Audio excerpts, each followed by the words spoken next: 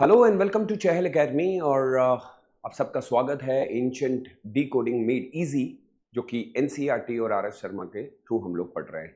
अभी तक हम लोगों ने 8 लेक्चर कंप्लीट कर लिए हैं और आज हम लोग पढ़ने जा रहे हैं भारत की एक सबसे महत्वपूर्ण एक बहुत इंपॉर्टेंट डायनेस्टी जिसका नाम है मौर्यन डायनेस्टी। और आप सब जानते होंगे कि मौर्यन डायनेस्टी का इंपॉर्टेंस यूपीएससी एग्जाम में बहुत ज़्यादा है। वो उनके आर्ट एंड कल्चर की बात करें, अशोका के दम्मा की बात करें या फिर चंद्रगुप्ता के टाइम पे कौटिल्य की बात करें, तो हमें देखना होगा कि आखिर किस तरीके से इस टॉपिक को हम कंप्लीट कर सकते हैं। और प्रीलिम्स एग्जाम यानी कि PYQ क्वेश्चंस को और मेंस के क्वेश्चंस को देख के हमें ये समझ में आता है कि इस टॉपिक की बहुत ज़्यादा रिलेवेंस है। सो मैं कोशिश करूंगा कि एनसीईआरटी के थ्रू और RS शर्मा के थ्रू हम देखने की कि आपको थोड़ा बहुत इजी लगना चाहिए ताकि आप जीएस तक इजीली पहुंच पाएं। सबसे पहले हम लोगों को ये पता करना है कि मौर्यन एम्पायर की शुरुआत कैसे हुई। आप सब जानते होंगे कि मौर्यन एम्पायर से पहले हमारे पास 3 मेजर डायनेस्टीज आई। जी हाँ, हरियंका डायनेस्टी, शिशुनाग डायनेस्टी और नंद डायनेस्टी। ये तीनों डायनेस्टी मगध के अंदर काफी समय तक रूल करती रही, लेकिन हरियंका डायनेस्टी, शिशुनाग डायनेस्टी और नंद डायनेस्टी तीनों में से कोई इतना बड़ा इंपैक्ट नहीं डाल पाई। ये तीनों डायनेस्टी रीजनल डायनेस्टीज होने के कारण और इनके इंटरनल कन्फ्लिक्ट्स के कारण ये लोग कुछ खास बड़ा नहीं कर पाए। लेकिन वहीं पे नंद डायनेस्टीज ने बड़ी आर्मी बनाई और बहुत अच्छे काम भी किए। लेकिन प्रॉब्लम यहाँ पे आके फंस गई कि उनके द्वारा काफी सारे ऐसे टैक्स इंपोज किए गए जिसके चलते हुए लोग उनके खिलाफ हो गए। इवन नॉवेल्स यानी कि जो उनके कोर्ट में काम करते थे वो भी उनके खिलाफ थे। एक तो इश्यू ये था कि जो उनका ओरिजिन है उसके ऊपर बहुत ज्यादा बातें की जा रही थी और ये माना जाता था कि वो अपने नॉवेल्स की बिल्कुल भी इज्जत नहीं करते। इसके चलते हुए इन्हीं के कोर्ट के अंदर यानी जब हरियंका डायनेस्टी एंड हुआ तो शिशुनाग डायनेस्टी बनी और उनका एंड हुआ तो नंद डायनेस्टी बनी। और नंद डायनेस्टी के बनने का मतलब ये था कि अब शायद भारत को यूनिफाइड किया जाएगा और इसी समय अटैक भी हो रहे थे। और कहा यह जाता है कि नंद डायनेस्टी ने पूरी तरीके से अलेक्जेंडर की आर्मी को किसी तरीके से कंट्रोल तो कर लिया, लेकिन अपने कोर्ट में वो नहीं बचा पाए। और ये कहा जाता है कि एक षड्यंत्र रचा गया जिसमें कौटिल्य और चंद्रगुप्ता भी इंक्लूडेड थे और फाइनली ये डिसाइड किया गया कि इस डायनेस्टी को ओवर रूल कर दिया जाए और इस तरीके से भारत को मिली सबसे बड़ी dynasty called Mauryan dynasty. Mauryan dynasty का अगर आप थोड़ा सा एक्सपेंशन देंगे तो अफगानिस्तान का रीजन लेके आप टू द साउथ डीप तक, जहां पे केरला पुतला, सत्यपुत्रास, ये लोगों इनके बॉर्डर एरियाज हुआ करते थे। रेस्ट सारे एरियाज पे यही लोग रूल करते थे। आइए बात करते हैं चंद्रगुप्त मौर्य की, किस तरीके से वो कन्वर्ट हुए इनटू जैनिज्म और ये सारी चीजें कैसे हुई। सबसे पहले अगर आप देखेंगे तो ये इनका पूरा एक कंप्लीट एरिया दिखाया गया है।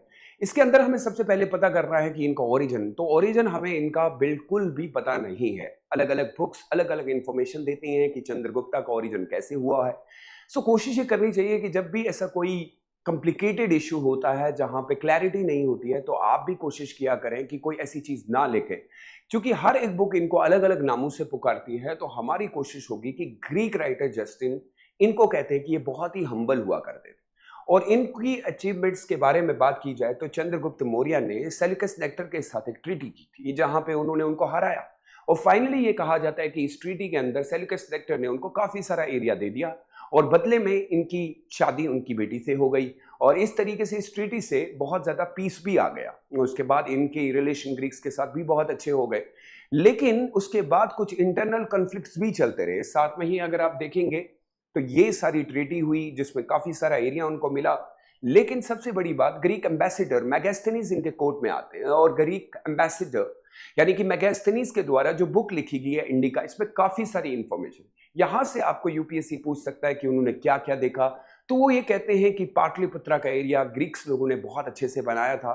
वो इंडिया की विमेंस के बारे में भी इंफॉर्मेशन देते हैं। वो कहते हैं कि भारत 7 अलग अलग कास्ट में डिवाइड हुआ था, यहाँ पे कोई स्लेवरी नहीं थी, कोई भी चोरी नहीं थी, सब कुछ आराम से चल रहा था, यहाँ की इकोनॉमी बहुत अच्छी थी। और एक बहुत अच्छी चीज जो उन्होंने बताई थी बुक के अंदर, जो क्लास 6 की एनसीईआरटी में, कि यहाँ पे राजा के इर्द गिर्द में विमेन ही हुआ करती थी।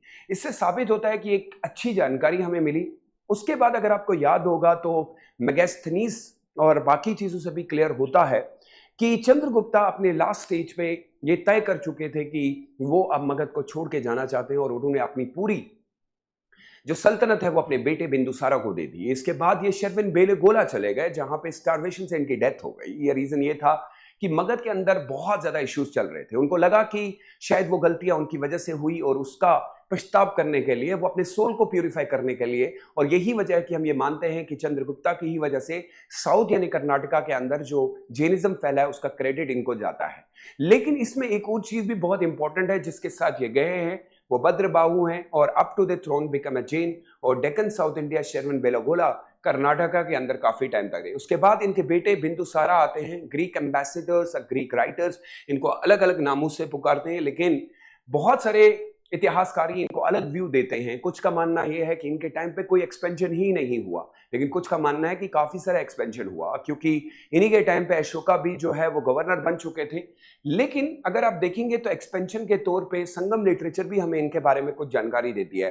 तारानाथा ने बिंदुसारा के बारे में कहा है कि इन्होंने काफी एरिया कैप्चर किया, लेकिन जो सबसे बड़ा हुआ वो ये है कि अगर आप देखेंगे तो इनकी भी एक अच्छी खासी son of Seleucus Nicator Antiochus first को इन्होंने कुछ गिफ्ट मांगे थे, और ग्रीक एम्बेसडर जो है वो इनके कोर्ट में भी आए थे। ये यूपीएससी प्रीलिम्स का क्वेश्चन होगा। बट सबसे बड़ी बात आती है द ग्रेट अशोका, जिन्होंने बहुत बड़ा रोल प्ले किया। उन्होंने ऑलरेडी डिमार्केटेड द चंद्रगुप्ता, यानी सत्यपुत्रास, केरला पुत्रास, चोलास, पांड्यास, इनकी कैपिटल होती थी, जो आपको नीचे की ओर दिख रहा है। अशोका की inscription rock edict, major rock edict, minor rock edict, major pillar edicts, minor pillar edicts में हमें काफी सारी जानकारी मिलती है। इन सारों को हमें पढ़ना होगा और जानना होगा, जो कि आर्ट एंड कल्चर का पार्ट है क्लास 11 की एनसीईआरटी में। According to the Rajatarangini, Kashmir was also the part of the Ashokan empire, और ओनली कलिंगा जो है वो इंडिपेंडेंट था। और आप सब जानते हैं उसके लिए रॉक एडिक्ट नंबर 13 में मेंशन किया गया है कि ग्रेट अशोका ने बाद में कलिंगा को कैप्चर करने के लिए एक वॉर किया, और उसी के बाद वो कन्वर्ट हुए इनटू ए बुद्धिज्म। लेकिन हमें ये पता चलता है कि अशोका के जितनी भी वॉर हुई है उसमें से सबसे बड़ी वॉर को वो ये मानते हैं कि लार्ज स्केल ऑफ डिस्ट्रक्शन हुआ, लोगों को मार दिया गया, और फाइनली अशोका ने गिव अप किया। फिर उन्होंने रॉक एडिक्ट नंबर 13 के अंदर ये लिखा, it is better to go for the Dhammaghosha rather than going for the Bherighosha, यानी लड़ाइयों से कुछ नहीं होगा अगर मोहब्बत से दूसरों को बनाया जाए। तो उन्होंने फिजिकल कॉन्क्वेस्ट छोड़ दिया, कल्चरल कॉन्क्वेस्ट। लेकिन ये बात बड़ी क्लियर आर एस शर्मा में लिखी है कि इसके बाद भी उनकी कोई भी ऐसी पीस प्रॉस्पेरिटी वाला कंसेप्ट नहीं था। अभी भी वो कलिंगा को अपने कंट्रोल में ही रखे हुए थे, और उसके बाद इन्होंने एक कोड ऑफ कंडक्ट निकाला जिसमें ये क्लियर था कि कोई भी एनिमल्स को नहीं मारेगा। यदि अगर ऐसा कोई भी बंदा पकड़ा जाता है तो उसको पनिशमेंट दी जाएगी। इसलिए अपने कोड ऑफ कंडक्ट यानी धम्मा को लोगों तक पहुंचाने के लिए इन्होंने अपने ही मिनिस्टर्स को यह काम दिया, जिसमें राजूकाज या आप कह सकते हैं धम्मा यात्रास की गई, धम्मा महमातास को भेजा गया, और रॉक एडिक्ट्स जो लिखी हुई चीजें थी वो लोगों को पढ़ पढ़ के सुनाई जाती थी। इसमें लिखा था कि अपने माता पिता की रिस्पेक्ट करनी होगी, दूसरे रिलीजन को आप कभी भी टारगेट नहीं कर सकते। वो लोग जो अपने रिलीजन को प्रेज करते हैं वो सिंपली मतलब वो अपने ही रिलीजन को बुरा भला कह रहे हैं। इससे बेटर होगा कि आप दूसरे के रिलीजन को प्रेज करें। इनके समय में हमें रॉक एडिक्ट नंबर 7 में भी ये पता चलता कि इन्होंने बात की कि मेरे समय में आजीविकास भी थे। आजीविकास वो हैं जो बिंदुसारा का रिलीजन था, यानी कि माँ काली गौशाला का आपको याद होगा कि आजीविका फिलॉसफी वाले वो लोग हैं जो नीति के ऊपर बिलीव करते हैं। इसका मतलब हम ये मान सकते हैं कि अशोका के टाइम पे सारा टॉलरेंस दिखाया गया है, कोई लड़ाई नहीं थी। लेकिन एक दिक्कत जरूर थी, यानी कि इकोनॉमी के ऊपर बहुत ज्यादा बर्डन आ चुका था, क्योंकि इनके समय में इनकी आर्मी वैसी की वैसी ही रही, लेकिन टैक्स कम नहीं हुए। इसके साथ चलते चलते इनके समय में ज्यादातर धार्मिक चीजें होना शुरू हो गई।